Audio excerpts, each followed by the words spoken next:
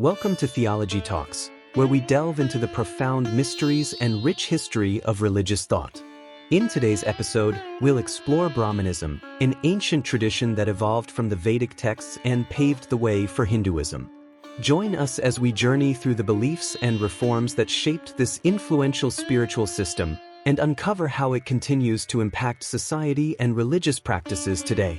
Don't forget to like, subscribe, and hit the bell icon for more thought-provoking discussions on the past and present of theology. Brahmanism, also known as Vedic religion, evolved from the Vedas during the late Vedic period, around 1100 to 500 BCE, originating in the Indus Valley Civilization after the Indo-Aryan migration between 2000 and 1500 BCE. It claims Brahman as the supreme being, influencing Hinduism's development. The Vedas were seen as the universe's eternal words, always existing and heard by sages in meditative states rather than revealed to anyone. Brahman, the being who spoke these words, was both the universe's creator and the universe itself. The Vedas were recognized as defining Sanatan Dharma, or the eternal order, which Brahman established. The priestly upper class, or Brahmins, who understood Sanskrit, upheld the Vedas' authority, unlike the lower classes. This exclusivity boosted Brahmins' standing but eventually led to reform calls, as many objected to a single class setting religious rules for everyone. The reforms in Brahmanism led to Hinduism, known by adherents as Sanatan Dharma, while those rejecting Brahmanism and Hinduism formed new philosophical and religious sects, including Charvaka, Jainism, and Buddhism. Brahmanism continued to shape Hinduism and remains influential today. Since the mid-20th century, reformers in India and elsewhere have opposed Brahmanism for encouraging inequality and the caste system by favoring the Brahmins. Origin and the Vedas. The exact origin of Vedic thought remains unknown, but two theories exist: the Indo-Aryan migration theory and the out-of-India theory, OIT. The Indo-Aryan migration theory suggests that the Vedic vision developed in Central Asia, around the kingdom of Mitanni in northern Iraq, Syria, and Turkey, and arrived in India as the Indus Valley Civilization declined between 2000 and 1500 BC. The OIT proposes that the Indus Valley Civilization developed the Vedic vision, which was then exported to Central Asia and returned with the Indo-Aryan migration. This theory, however, is generally dismissed due to limited evidence, aligning more with the Indo-Aryan migration theory. Several deities' names, notably Indra, were known in Central Asia, and Rita, the concept of cosmic order, was established there. Around the 3rd millennium BCE, nomadic Aryan tribes migrated into Central Asia, with some, Indo-Iranians and Indo-Aryans, splitting. The Indo-Iranians settled the Iranian plateau while the Indo-Aryans moved to the Indian subcontinent. The term Aryan originally referred to a class of free or noble people unrelated to race. The association with light-skinned races only appeared in the 18th and 19th centuries, influenced by racialized views. The Indus Valley Civilization, among the ancient world's most advanced societies, likely practiced some form of religious observance, although their undeciphered script leaves much unknown. Statuary and seals suggest they worshipped spirits called yakshas, which required sacrifices and observances. Yaksha worship focused on everyday needs without addressing cosmology, a perspective that emerged only later with Vedic thought, potentially merging with yaksha rituals. The Vedas were orally passed down from teacher to student until written during the Vedic period, about 1500 to 500 BCE, and consist of 4 texts: Rigveda, Samaveda, Yajurveda, Atharva Veda. Each of these texts is divided into specific subtexts: Aranyaka, rituals and observances; Brahmanas, commentaries on rituals; Samhitas, benedictions and prayers; Upanishads, philosophical narratives and dialogues.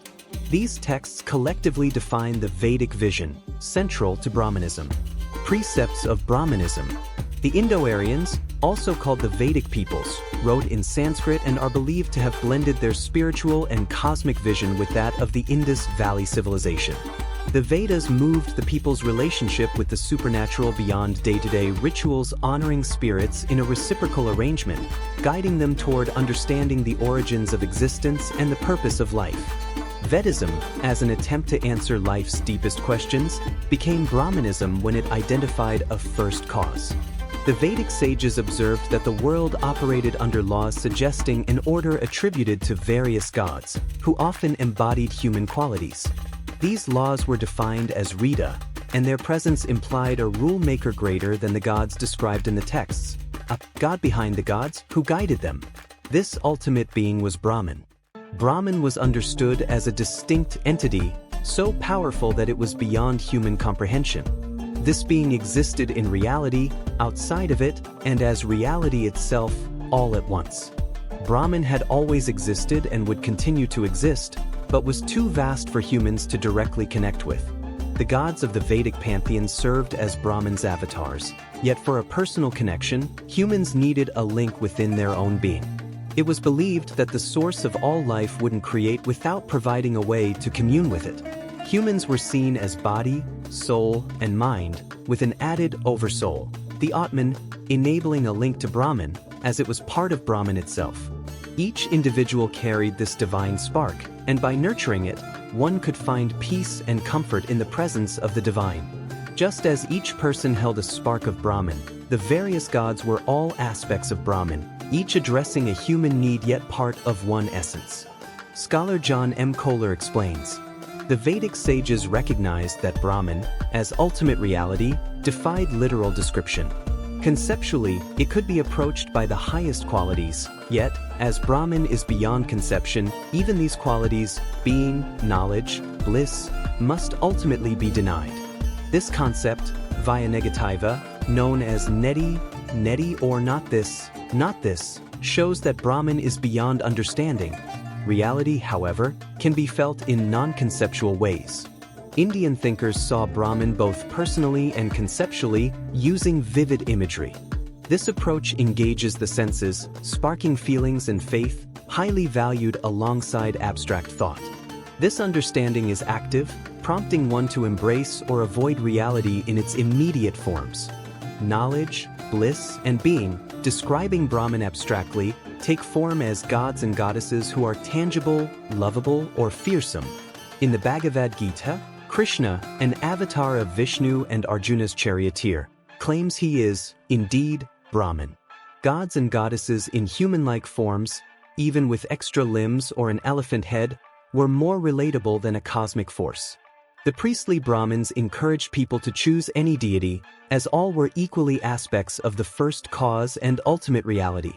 Through the Vedas' chants, hymns, and mantras, recited by Brahmins, the people were reminded of their own divinity, the importance of living in harmony with cosmic order, and the existence of this order, even if they couldn't fully understand it. Brahmanism and Hinduism.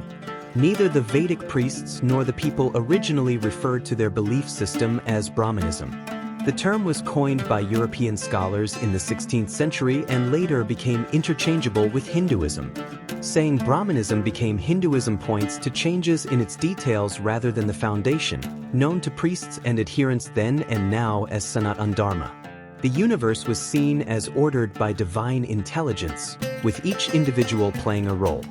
Hinduism later detailed how a person was to fulfill this role. As Kohler notes, active religious understanding encourages individuals to either embrace or distance themselves from reality based on their perception. Life can seem uncertain or reveal itself as a realm of meaning, and Hinduism acknowledged this, allowing for detachment while encouraging full participation in life's offerings as gifts from Brahman.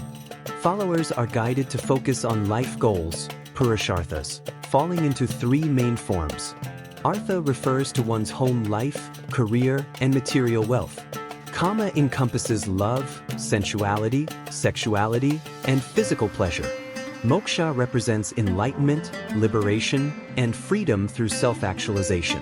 While these are seen as temporal pleasures, their divine origins mean their value should be acknowledged.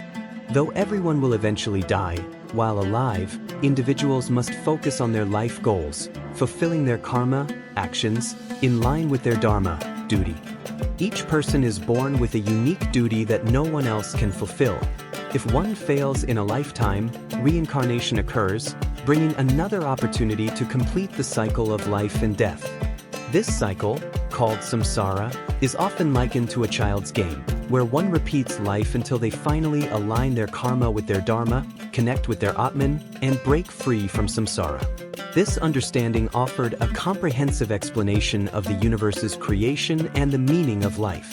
However, by around 600 BCE, reformers began rejecting the Vedas' authority, forming new schools of thought: Brahmanism and the Nastika schools.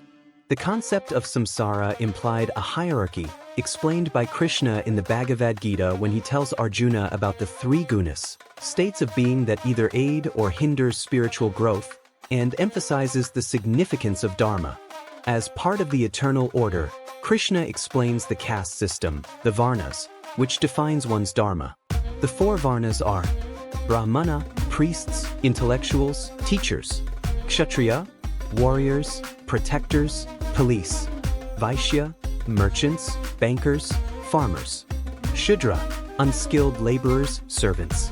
Beneath the Shudras are the Dalits, or untouchables, who are excluded from the Varna system. The Vedas supported the Varna system and were considered the word of the creator, making them unchallengeable. However, around 600 BC, some thinkers began to question the priests' authority, as they had exclusive access to the Vedas, chanted in Sanskrit, a language the people couldn't understand, leaving them dependent on the Brahmins for interpretation. This situation eventually caused a split in Hinduism, with some accepting the authority of the Vedas and their priests, while others rejected it. The schools of thought that accepted the Vedas were called Astika, there exists, and those that rejected them were known as Nastika, there does not exist. This debate centered on the authority of the Vedas. Although many schools of thought emerged during this period, the three most notable were Charvaka, Jainism, and Buddhism. Of these, only Jainism posed a significant challenge to Hinduism. Charvaka was a materialist philosophy focused on life's pleasures and denied life after death, which limited its appeal, and it eventually faded away. Buddhism, though it gained some popularity in parts of India, struggled to compete with Hinduism, while Jainism fractured into different schools with varying expectations for believers. Buddhism did not achieve widespread popularity until the reign of Ashoka the Great, who embraced and promoted it, but even then, its influence spread more outside of India. Jainism rejected the concept of Brahman or a creator god but maintained belief in supernatural beings, devas, the importance of karma, and the cycle of rebirth and death. Its emphasis on the 5 vows and 14 steps provided a clear path for followers while avoiding the authoritarian aspects of Hinduism and the materialism of Charvaka. Conclusion: Hinduism ultimately withstood the challenges posed by other philosophical systems because monarchs valued the caste system for maintaining social order, and Brahmanism's vision, with its pageantry and grandeur, resonated with people. The idea of a divine being accessible through multiple deities, each requiring their own festivals, kept the populace engaged in various celebrations throughout the year. Hinduism's evolution from Brahmanism encouraged individuals to fulfill their divine duties and be content with their position in life, which was seen as the result of actions from previous lives. Originally, however, Brahmanism did not emerge to control people but to answer questions about the origin of the universe and humanity's place in it. The Vedas addressed these concerns, and Brahmanism developed this vision to help people understand a seemingly chaotic world. Since the mid-20th century, reformers have worked to dismantle aspects of Brahmanism, especially the privileged status of the Brahmins, in the name of equality. One of the most notable reformers, B.R. Ambedkar, campaigned against the discrimination faced by the Dalits, a problem linked to the Brahmin hierarchy. His efforts, and those of others, have sought to create a more equal society, reflecting the original vision of Brahmanism, a divine being that cared for everyone equally, placing a spark of itself within each individual.